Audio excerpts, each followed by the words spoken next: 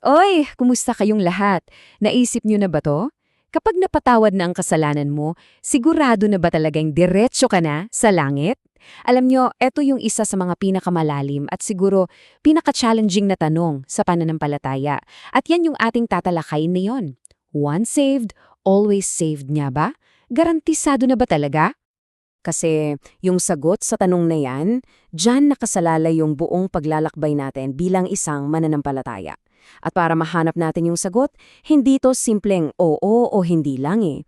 Kailangan nating dumaan sa isang proseso. Kaya, simulan na natin. So para masagot natin yan ng buo, susundan natin tong 5 bahagi ng paglalakbay. Magsisimula tayo sa pinakaugat ng problema, ang kasalanan. Tapos titingnan natin kung paano ba nang sisimula yung kaligtasan, paano to nasusubok, at ano yung mangyayari sa huling paghuhukom.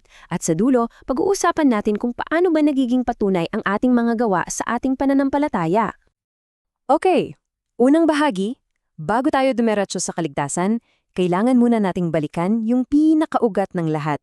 Ano ba talaga yung problema na kailangan ng solusyon? So, ano nga ba ang kasalanan? Sa pinakasimpleng paliwanag, ito yung paglabag sa utos ng Diyos. Ganun lang siya kasimple, pero ito yung pundasyon ng lahat ng pag-uusapan natin. At ito yung mabigat, yung kasalanan, may kabayaran yan, kamatayan. Hindi lang yung pisikal na kamatayan ha, kundi yung espiritual na pagkakahiwalay sa Diyos.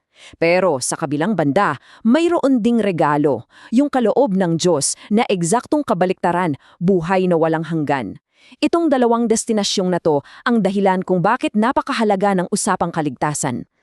Okay, so ngayong malinaw na yung problema, yung kasalanan, paano naman nagsisimula yung solusyon? Paano ba nag-uumpisa ang paglalakbay patungo sa kaligtasan? So, yung unang-unang hakbang, yan yung kapatawaran sa pamamagitan ng dugo ni Kristo. Pero hindi dyan nagtatapos. Ang kasunod nito, ito yung pinakaimportante. Yung pagdating ng banal na espiritu para manahan sa'yo.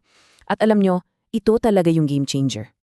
So ano bang ginagawa ng banal na espiritu sa atin? Hindi nang siya basta nandyan ha, siya yung nagbibigay ng lakas, yung kapangyarihan para labanan yung kasalanan. Siya yung tumutulong sa atin na sundin ang mga utos. At higit sa lahat, siya yung selyo, yung garantiya na tayo ay nakatakda para sa muling pagkabuhay at buhay na walang hanggan.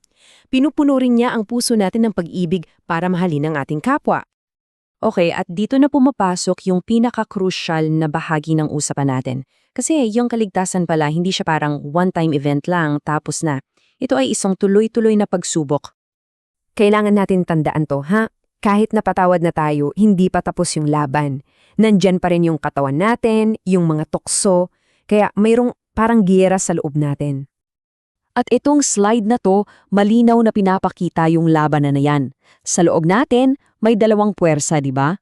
Yung pagnanasa ng laman, yan yung humihila sa atin pabalik sa kasalanan at kamatayan. Tapos, meron ding pagnanasa ng espiritu. Yan naman yung gumagabay sa atin patungo sa buhay at kapayapaan. At yung araw-araw na paglalakbay ng pananampalataya ay ang pagpili kung alin sa dalawang yan ang susundin mo. At dito na nga papasok yung free will o malayang kalooban. Kasi ang Diyos, hindi niya tayo pinipilit. Binigyan niya tayo ng kalayaang pumili. Ibig sabihin, kahit natanggap mo na yung biyaya, posible pa rin na pinili ng isang tao na talikuran to. At iyan ay isang napakaseryosong katotohanan. At pakinggan niyo tong mabigat na babala mula sa aklat ng Hebreyo. Sinasabi rito kung gaano kabigat ang resulta ng sadyang pagtalikod. Grabe no? Hindi to simpleng pagkakamali lang eh. Ito yung sadyang pagtanggi sa lahat ng biyayang natanggap na. Okay, so fast forward tayo sa dulo, sa kasukdulan ng paglalakbay ng isang mananampalataya. Yung huling paghuhukom, kung saan lahat ng bagay ay mahahayag na. Itong event na to, tinatawag na paghuhukom sa dakilang tronong puti. Ito yung moment of truth, ika nga. Dito nahaharap ang lahat sa Diyos at dito hayagang ipapakita kung ano ba talaga ang laman ng puso ng bawat isa. At ayon sa aklat ng pahayag, may proseso to eh, step by step. Una, bubuksan yung mga aklat.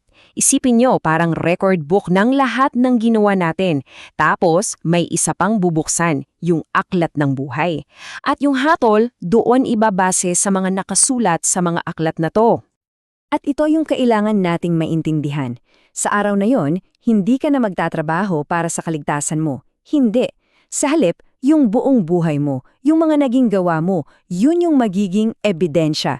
Ebidensya na mapapatunay kung yung pananampalataya mo ba noong una pa lang ay totoo o peke lang. So, eto na tayo sa huling bahagi. Ito na ang magbubuo ng lahat ng pinag-usapan natin. Ano ba yung sukatan ng pananampalatayang tatayo sa huling paghuhukom? Ang punto rito, simple lang. Hindi pwedeng paghiwalayin ang pananampalataya at gawa. Ang tunay na pananampalataya, hindi lang yan sinasabi ng bibiga. Sinasabuhay yan. Nakikita sa mga desisyon mo, sa mga kilos mo, araw-araw. At itong slide na to, may pinapakitang interesting na distinction. Sinasabi rito na may dalawang grupo. Una, yung mga unang bunga o mga martyr. Sila yung nagpatunay ng pananampalataya nila hanggang kamatayan at may espesyal na gantimpala raw sila. Tapos yung pangalawang grupo, yung lahat ng iba pang banal na pinatunayan din ang pananampalataya nila sa pamumuhay ng tama at pagdaig sa kasalanan. Sila rin tatanggap ng buhay na walang hanggan. Pero ang point is, parehong grupo, naligtas dahil sa napatunayang pananampalataya. At para lang maging super clear ha, hindi ibig sabihin nito na works-based ang kaligtasan. Hindi. Ang kaligtasan biyaya pa rin yan sa pamamagitan ng pananampalataya. Pero yung pagsunod at pagmamahal, yan yung hindi maiiwasang bunga. Yan yung ebidensya na buhay yung pananampalataya mo. At dito talaga lahat nauuwi. Ang pinakasukatan, ang pag-ibig sa kapwa. Kasi isipin nyo, kung ang isang taong mapanakit at walang pagmamahal ay papayagan sa walang hanggan, magpapatuloy lang yung gulo at pagdurusa, di ba? Kaya yung pag-ibig sa kapwa, yan yung non-negotiable na bunga ng tunay na pananampalataya. Kaya naman sa pagtatapos natin, iiwan ko sa inyo ang tanong na ito para pag-isipan. Yung mga gawa mo ba sa araw-araw, sumasalamin ba yan sa pananampalatayang sinasabi mo? Dahil sa huli, hindi lang yung sinabi natin ang huhusgahan, kundi yung buong buhay natin. Yun ang magiging sagot kung ang kaligtasan natin ay totoo at sigurado.